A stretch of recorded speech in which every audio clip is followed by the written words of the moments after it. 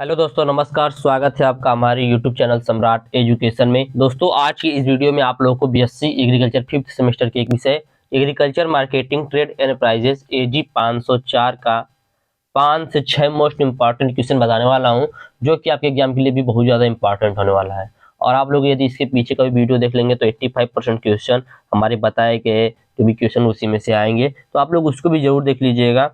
तो चलिए स्टार्ट करते हैं। आज का पहला क्वेश्चन है, कृषि विपणन क्या है, इसके लाभ व हानि को बताइए। ठीक है, पूछा एग्रीकल्चर मार्केटिंग क्या होता है, एग्रीकल्चर मार्केटिंग का एडवांटेज या मेरिट और डिमेरिट बताना है। ठीक है, समझिएगा। पूछा है कृषि विपणन क्या होता है, हम लोग के सब्जेक्ट का नाम ही है एग्रीकल्चर मार्केटिंग। ठीक है, तो यह क्वेश्चन बार बार एग्जाम पूछता है, इसीलिए मैं बता रहा हूँ, आपको समझिएगा अच्छे से कि एग्रीकल्चर मार्केटिंग क्या होता है, इसका लाभ व हानि बताइए। ठीक है, तो चलिए देखते हैं क्या होता है।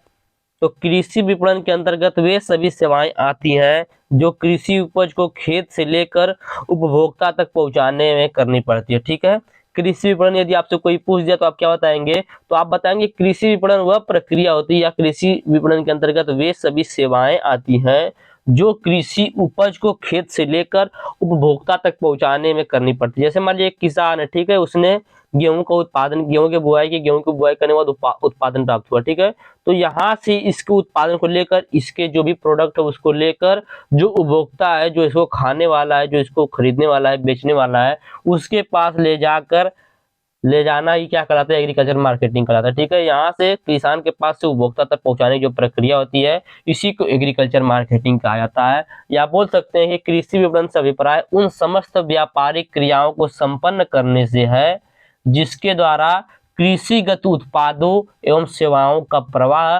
कृषि उत्पादों के प्रारंभिक बिंदु का मतलब कृषक के फार्म से, ठीक है, कृषक के खेत से अंतिम उपभोक्ता तक। समझिएगा मैंने क्या बताया, कृषि विपणन के अंतर्गत या कृषि विपणन से अभिप्राय उन समस्त व्यापारिक क्रियाओं को संपन्न करने से है जिसके द्वारा कृषिगत उत्पादों एवं सेवाओं का प्रवाह कृषि उत्पादों के प्रारंभिक बिंदु का मतलब होता है कृषक के फार्म से अंतिम उपभोक्ता तक होता है। ठीक है, तो कृषि विपणन में समस्त क्रियाएं आ जाती हैं या सेवाएं आ जाती हैं जो कृषि उत्पाद को किसानों से लेकर अंतिम उपभोक्ता तक पहुंचाने के लिए करनी पड़ती है। ठीक है, तो यही होता है एग्रीकल्चर मार्केटिंग। तो प्रोफेसर पाइले ने इसके बारे में क्या बताया है उसको देखते हैं। प्रोफेसर पाइले ने बताया कि विपणन में क्रय और विक्रय दोनों क्रिया सम्मिलित होती हैं। बहुत अच्छी बात इन्होंने बताया प्रोफेसर पाइले ने। उन्होंने बताया कि जो विपणन होता है उसमें क्रय और विक्रय दोनों क्रिया सम्मिलित होती है। और बहुत सही बात इन्होंने बताया कि जहां पर क्रय होगा वहां पर विक्रय भी होगा। जैसे आप किसी दुकान पर जाते हैं, दुकान पर जाकर आप 5 रुपए का बिस्किट लेते हैं, तो आपने उनसे क्या किया, क्रय किया। ठीक है, आपने उनसे बिस्किट लिया तो वो क्या होगा, क्रय हो गया, और उन्होंने आपको बिस्किट दिया तो वो क्या हो गया, विक्रय हो गया। तो यही प्रोफेसर पाइले ने बताया कि कृषि विपणन में क्रय और विक्रय, कृषि विपणन ही नहीं, कोई भी विपणन हो उसमें क्रय और विक्रय एक साथ होता है। किसने बताया, प्रोफेसर पाइले ने। इसके बाद एडवर्थ और डेविस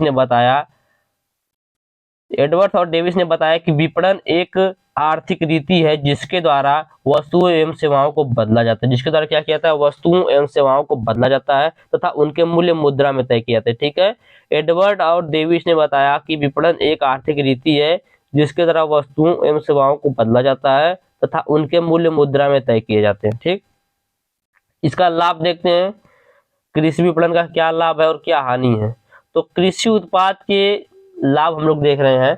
तो कृषि उत्पाद के उत्पादन होने के फलस्वरूप उत्पाद को एकीकरण किया जाता है। बहुत इंपॉर्टेंट देखिए, एकीकरण जो है, बाजार एकीकरण से आप क्या समझते हैं, इसका वर्गीकरण कीजिए। बहुत इंपॉर्टेंट क्वेश्चन है, बार बार पूछता है, इस बार भी आप लोग एग्जाम में पूछा जाएगा। ठीक है, तो कृषि उत्पाद के उत्पादन होने के फलस्वरूप उत्पाद को एकीकरण किया जाता है। एकीकरण मतलब क्या किया जाता है, एकत्रित किया जाता है, इंटीग्रेट किया जाता है। ठीक है, क्या किया जाता है, एकत्रित किया जाता है, और उत्पाद को आकार, रूप, रंग इत्यादि के आधार पर विभिन्न श्रेणियों में विभक्त कर लिया जाता है। इसका आकार कैसा है, रूप कैसा, रंग कैसा है, उसके आधार पर इसे विभक्त कर लिया जाता है, जिससे क्या होता है कि उसका मार्केट वैल्यू बढ़ जाता है। ठीक है, जैसे मान लीजिए आपका 5 किलो चावल है, ठीक है, उसमें कोई चावल टूटा हुआ है, कोई एकदम खड़ा चावल है। ठीक है, तो ये जो खड़ा चावल है इसका रेट अलग रहेगा और ये जो टूटा हुआ चावल है इसका रेट जो है थोड़ा कम रहेगा। ठीक है, तो इसीलिए क्या किया जाता है, जब इनका एकीकरण कर लिया जाता है कृषि उत्पाद का, उसके बाद इसको आकार, रूप, रंग आदि के आधार पर विभिन्न श्रेणियों में विभक्त कर लिया जाता है,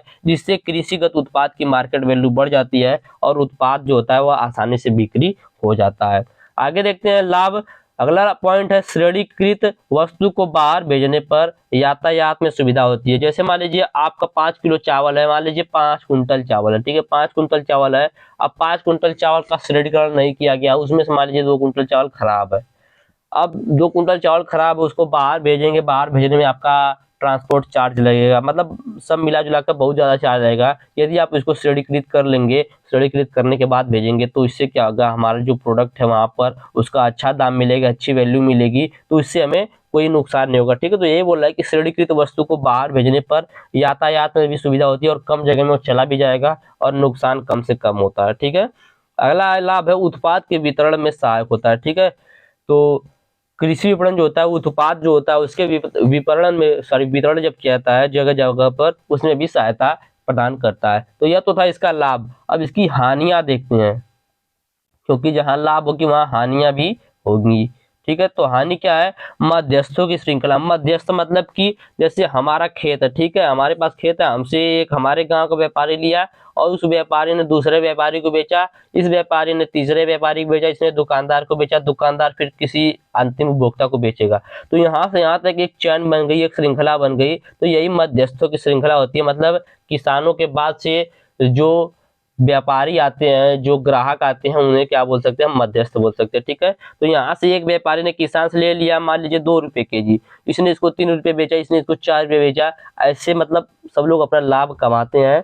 तो यह जो बीच में इसका आदान प्रदान करते हैं, इसको बोलते हैं मध्यस्थ। ठीक है, तो इसमें मध्यस्थों की श्रृंखला होती है, जिससे किसानों को थोड़ा नुकसान होता है, किसानों को कम मूल्य पर अपने उपज को बेचना पड़ता है। यातायात का अभाव, किसानों के पास यातायात की कमी होती है, जिससे वो अपने गांव के व्यापारी को ही अपना जो अनाज होता है उसको बेच देता है। अगला है बाजार में धोखाधड़ी के कार्य। तो बहुत से बाजार में धोखाधड़ी के कार्य भी किए जाते हैं। ठीक है, स्टोर व गोदामे की कमी, तो किसानों के पास स्टोर और गोदाम की कमी होती है, जिसके कारण उन्हें अपनी उपज को तुरंत बेचना पड़ता है। अगला है सरकारी खरीद। तो किसान जो है सरकारी खरीद पर भी बेच देता है अपने किसको, फसल को। अगला है नगद भुगतान नहीं मिलता। तो किसान जो होता है अपनी फसल को बेचता है, तो कभी कभी नहीं 80% ऐसा होता है कि उसको नगद भुगतान नहीं मिलता है। ठीक है, तो यह था कृषि विपणन का लाभ, हानि और कृषि विपणन। यदि आपसे कोई कृषि विपणन पूछ दिया क्या होता है, तो आप सीधे बताएंगे कृषि विपणन वह प्रक्रिया जिसके द्वारा कृषि उत्पाद को किसानों से लेकर अंतिम उपभोक्ता तक पहुंचाया जाता है।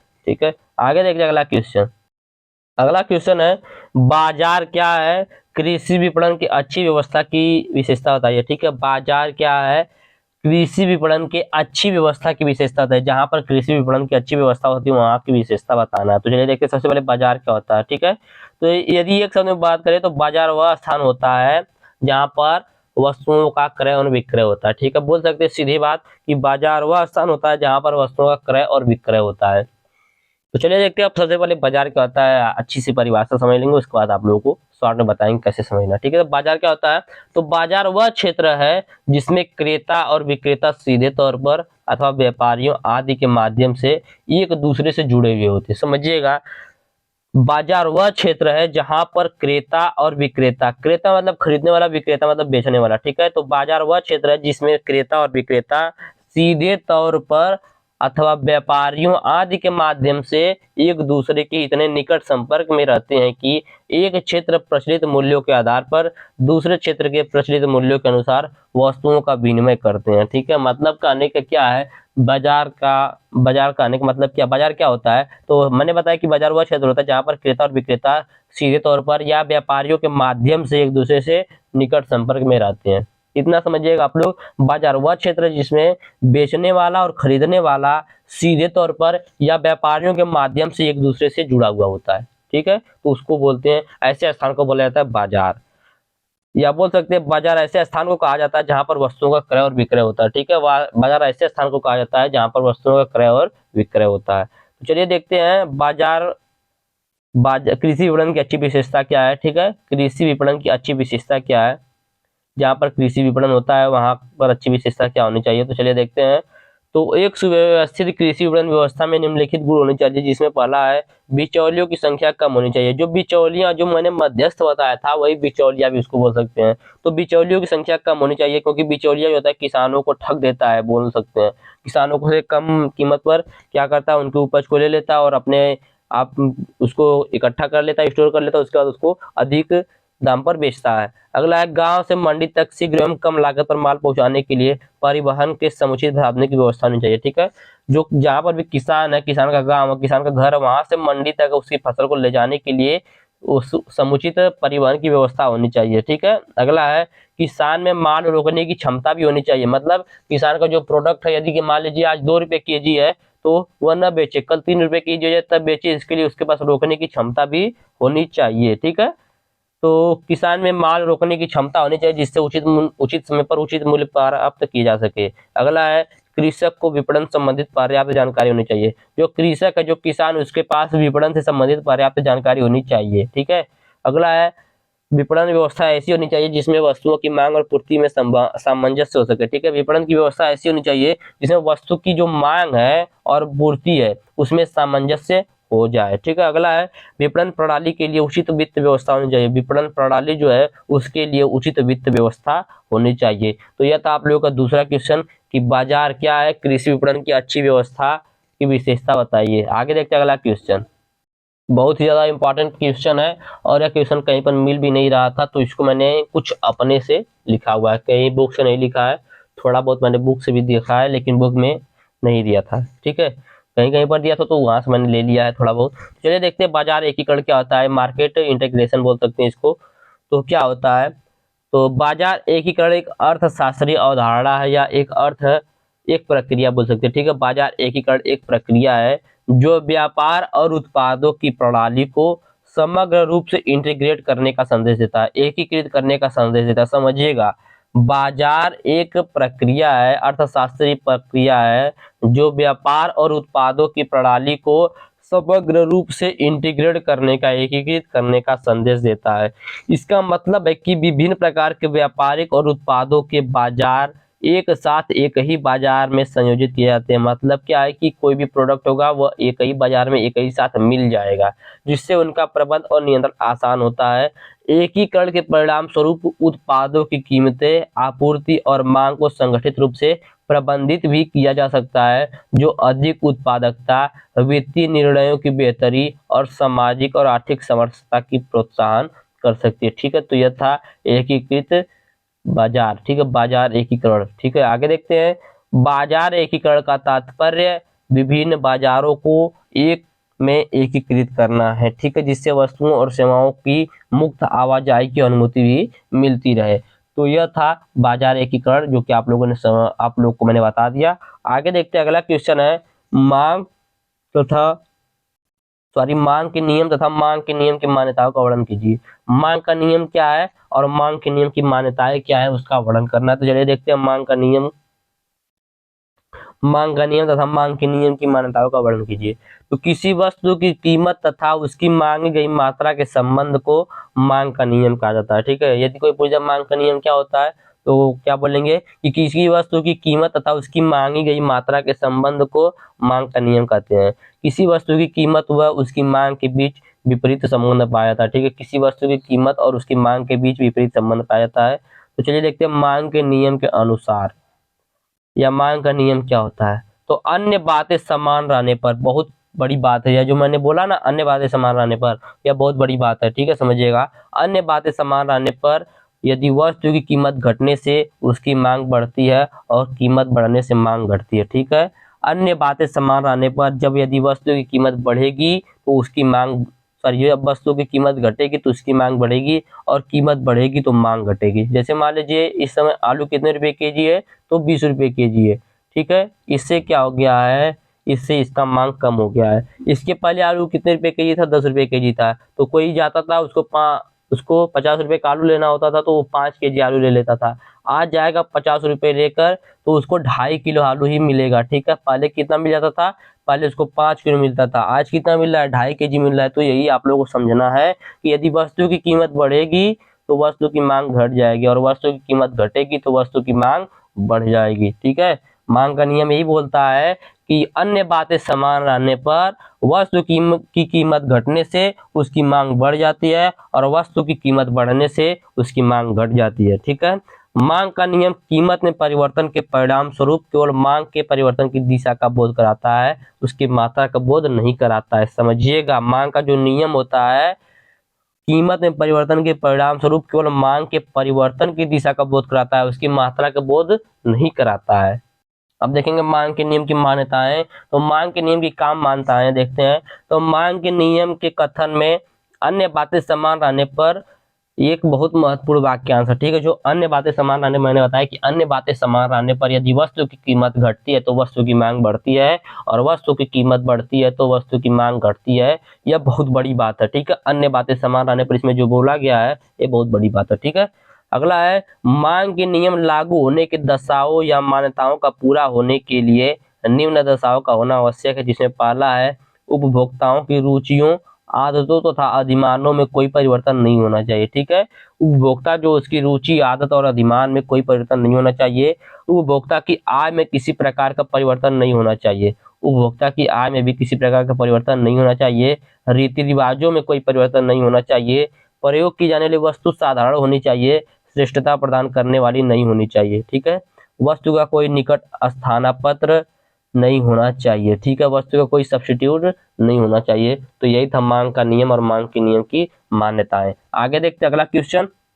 अगला क्वेश्चन है एफसीआई के बारे में बताइए। भारतीय खाद्य निगम फूड कॉर्पोरेशन ऑफ इंडिया के बारे में बताना है। बहुत इंपॉर्टेंट क्वेश्चन है, समझिएगा। एफसीआई के बारे में पूछा है। तो एफसीआई की स्थापना सन 1965 में खाद्य निगम अधिनियम के तहत हुई थी। ठीक है, फूड कॉर्पोरेशन ऑफ इंडिया या भारतीय खाद्य निगम की स्थापना सन 1965 ईस्वी में खाद्य निगम अधिनियम के तहत हुई थी। इसका मुख्य न्यायालय दिल्ली में। ठीक है, इसका मुख्यालय कहाँ पर है? दिल्ली में। एफसीआई का मुख्यालय कहाँ पर है? दिल्ली में। समझिएगा, मैं एक ही चीज को 2 बार 3 बार क्यों बोलता हूँ, क्योंकि आप लोगों को समझ में आना चाहिए। ठीक है, ये मत सोचिएगा कि बार बार एक ही चीज को बोलते हैं। तो एफसीआई का पूरा नाम होता है फूड कॉर्पोरेशन ऑफ इंडिया। ठीक है, food corporation of India FCI का पूरा नाम होता है। इसकी स्थापना सन 1965 ईस्वी में खाद्य निगम अधिनियम के तहत हुई थी। इसका मुख्यालय नई दिल्ली में है, जो भारत में एक सरकारी स्वामित्व वाला निगम है। ठीक है, यह भारत में एक सरकारी स्वामित्व वाला नियम है जो पूरे देश में खाद्यान्न की खरीद, भंडारण और वितरण के लिए जिम्मेदार होता है। ठीक है, फूड कॉर्पोरेशन ऑफ इंडिया जो है यह पूरे देश में खाद्यान्न की खरीद, भंडारण और वितरण के लिए जिम्मेदार होता है। एफसीआई पूरे भारत में 5 जोनल कार्यालयों और 24 क्षेत्रीय कार्यालयों के माध्यम से संचालित होता है। फूड कॉर्पोरेशन ऑफ इंडिया पूरे भारत में 5 जोनल कार्यालय और 24 क्षेत्रीय कार्यालय के माध्यम से संचालित होता है और यह खरीद केंद्रों के एक नेटवर्क के माध्यम से खाद्यान्न की खरीद करता है। फिर खाद्यान्न को फूड कॉर्पोरेशन ऑफ इंडिया द्वारा प्रबंधित गोदामों में संग्रहित किया जाता है। एक एक पॉइंट को अच्छे से समझिएगा। ठीक है, और राज्य सरकार की एजेंसियों और सहकारी समितियों के नेटवर्क के माध्यम से वितरित भी किया जाता है। ठीक है, तो मैंने अभी तक क्या था, मैंने बताया कि जो फूड कॉर्पोरेशन ऑफ इंडिया है इसका पूरा नाम एफसीआई जो है इसका पूरा नाम होता है फूड कॉर्पोरेशन ऑफ इंडिया। इसकी स्थापना सन 1965 ईस्वी में खाद्य निगम अधिनियम के तहत हुई थी। इसका मुख्यालय नई दिल्ली में है। यह पूरे भारत में एक सरकारी स्वामित्व वाला निगम है जो पूरे देश में खाद्यान्न की खरीद, भंडारण और वितरण के लिए जिम्मेदार होता है। एफसीआई जो है पूरे भारत में 5 जोनल कार्यालयों और 24 क्षेत्रीय कार्यालयों के माध्यम से संचालित होता है और यह खरीद केंद्रों के एक नेटवर्क के माध्यम से खाद्यान्न की खरीद करता है। फिर खाद्यान्न को फूड कॉर्पोरेशन ऑफ इंडिया द्वारा प्रबंधित गोदामों में संग्रहित करता है और राज्य सरकार की एजेंसी और सहकारी समितियों के नेटवर्क के माध्यम से वितरित भी किया जाता है। इसको एफसीआई का मुख्य कार्य सार्वजनिक वितरण प्रणाली और अन्य के लिए खाद्यान्न जैसे गेहूं, चावल और अनाज की खरीद, भंडारण और वितरण करके भारत में खाद्य सुरक्षा और मूल्य स्थिरीकरण सुनिश्चित करना है। ठीक है, एफसीआई का मुख्य कार्य सार्वजनिक वितरण प्रणाली और अन्य के लिए खाद्यान्न जैसे गेहूं, चावल और अनाज की खरीद, भंडारण और वितरण करके भारत में खाद्य सुरक्षा और मूल्य स्थिरीकरण सुनिश्चित करना है। ठीक है, तो यह था आप लोगों का 5वां क्वेश्चन। और थोड़ा सा मैं आप लोगों को बताना चाहूंगा कि इस समय देखिए जो हमारे किसान है वह आंदोलन कर रहे हैं। तो आंदोलन किस लिए कर रहे हैं? एक उसमें है आंदोलन के लिए उनका एक मुख्य घटक है एमएसपी। ठीक है, एमएसपी। तो यह एमएसपी के बारे में पूछ सकता है, याद रखिएगा। इसका पूरा नाम होता है मिनिमम सपोर्ट प्राइस, ठीक है। मिनिमम सपोर्ट प्राइस, न्यूनतम समर्थन मूल्य इसको बोल सकते हैं। न्यूनतम समर्थन मूल्य क्या होता है समझिएगा। यदि मान लीजिए ये न्यूनतम समर्थन मूल्य लागू कर दिया गया, जैसे मान लीजिए चावल है, इस पर एमएसपी लागू कर दिया गया कि इसको 10 रुपये केजी बेचा जाएगा, तो कोई भी इसको किसान से 8 रुपये केजी या 9 रुपये केजी नहीं खरीद सकता है, 10 रुपये केजी खरीदेगा। तो यही होता है एमएसपी, ठीक है। एमएसपी के बारे में पूछ सकता है और मैं बताना भूल गया हूँ, तो कोई दिक्कत नहीं, आप लोग याद रखिएगा। और देखिए जीएसटी के बारे में थोड़ा सा बता देना चाहता हूँ, क्योंकि अभी थोड़ा सा समय है तो जल्दी जल्दी मैं बता देता हूँ। तो एमएसपी जीएसटी क्या होता है, तो जीएसटी का पूरा नाम होता है गुड्स एंड सर्विस टैक्स, ठीक है। जीएसटी का पूरा नाम क्या होता है, गुड्स एंड सर्विस टैक्स, जिसे हिंदी में वस्तु एवं सेवा कर कहते हैं। क्या कहते हैं हिंदी में, वस्तु एवं सेवा कर कहते हैं। तो इस कर को वस्तुओं की खरीदारी करने पर या सेवाओं को इस्तेमाल करने पर चुकाना पड़ता है। जीएसटी जो होता है इसे वस्तुओं की खरीदारी करने पर या सेवाओं का इस्तेमाल करने पर चुकाना पड़ता है। आज के समय में कृषि को छोड़कर सभी चीजों पर जीएसटी लग चुकी है, और कृषि पर भी जीएसटी लगने वाली है। कृषि पर भी जीएसटी लगने वाली है, ध्यान समझिएगा कि सभी कृषि को छोड़कर सभी वस्तुओं पर जीएसटी लगा है, और अब कृषि पर भी जीएसटी लगने वाला है, ठीक है। तो पहले से मौजूद कई तरह के टैक्स जैसे service tax, VAT, excise tax आदि को हटाकर उनकी जगह पर एक टैक्स जीएसटी लगाया गया है, जिसे 1 जुलाई 2017 को लागू किया गया था, ठीक है। जीएसटी को कब लागू किया गया था, 1 जुलाई 2017 को लागू किया गया था। जीएसटी भी 2 प्रकार का होता है, ठीक है। जीएसटी जो है यह 2 प्रकार का होता है, एक होता है सीजीएसटी, एक होता है एसजीएसटी। एक होता है सीजीएसटी, एक होता है एसजीएसटी। सीजीएसटी होता है जो यह केंद्र के हिस्से का जीएसटी होता है, और एसजीएसटी जो होता है यह राज्य के हिस्से का जीएसटी होता है, ठीक है। तो सीजीएसटी एसजीएसटी क्या होता है, जीएसटी क्या होता है, आप लोगों ने देख लिया। बहुत ही इंपॉर्टेंट क्वेश्चन है जो कि मैं बता रहा हूँ आप लोगों को, ठीक है। और कभी कभी पूछता है कृषि विपणन की क्या समस्याएं हैं और समाधान बताइए, ठीक है। कृषि विपणन की समस्याओं और समाधान, ये लास्ट क्वेश्चन रहेगा, इंपॉर्टेंट है, बता देता हूँ। तो जल्दी जल्दी बताऊंगा, सुनिएगा। तो कृषि विपणन के क्षेत्र में कई समस्याएं हो सकती हैं जो किसानों, उद्यमियों और सामाजिक आर्थिक संगठनों को प्रभावित करती हैं, जिसमें पहला है मध्यम और लघु किसानों की असमर्थता, ठीक है। मध्यम और लघु किसानों की असमर्थता, यह है समस्या। इसका समाधान क्या है, तो सरकार को छोटे किसानों के लिए विशेष योजना प्रदान करनी चाहिए जो उन्हें बाजार तक पहुंचने में मदद कर सकती है। साथ ही किसानों को पोस्ट हार्वेस्ट मैनेजमेंट, स्टोरेज और ट्रांसपोर्टेशन में सहायता प्रदान करनी चाहिए, ठीक है। समस्या है मध्यम और लघु किसानों की असमर्थता, क्योंकि जो मध्यम किसान होते हैं, लघु किसान होते हैं, उनके पास इतनी व्यवस्था नहीं होती कि अपने जो भी उपज है उसको मार्केट तक लेकर जा सके, उन्हें अच्छे दामों पर बेच सके। तो इसका समाधान ये है कि सरकार को छोटे किसानों के लिए विशेष योजनाएं प्रदान करनी चाहिए जो उन्हें बाजार तक पहुंचाने में मदद कर सकती है। साथ ही किसानों को पोस्ट हार्वेस्ट मैनेजमेंट, स्टोरेज और ट्रांसपोर्टेशन में सहायता प्रदान करनी चाहिए। दूसरा समस्या बाजारों की दूरी और पहुंच। किसानों के लिए कृषि विपणन की दूसरी समस्या है कि बाजारों की दूरी और पहुंच। तो स्थानीय बाजारों को प्रोत्साहित करने और नए बाजारों को खोलने के लिए सरकार को उत्साहित करना चाहिए। इसके लिए इंफ्रास्ट्रक्चर को मजबूत करने, टेक्नोलॉजी का उपयोग करने और ग्रामीण क्षेत्रों में सहायक सेवाएं प्रदान करने की आवश्यकता होती है, ठीक है। अगला समस्या मंद तकनीकी अपडेट और डिजिटल सहायता का अभाव, ठीक है।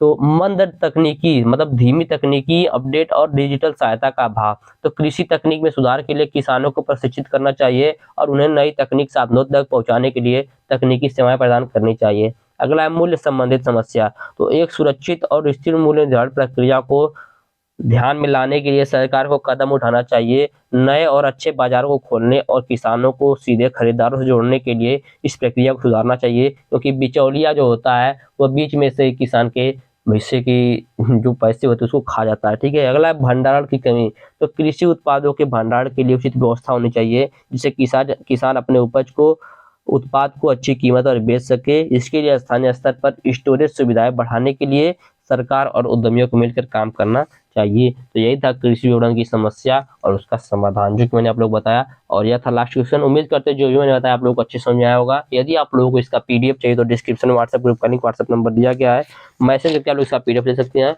वीडियो अच्छा लगा है तो वीडियो को लाइक कीजिएगा, चैनल को सब्सक्राइब कीजिएगा, अपने दोस्तों को शेयर भी जरूर कीजिएगा। धन्यवाद, जय हिंद।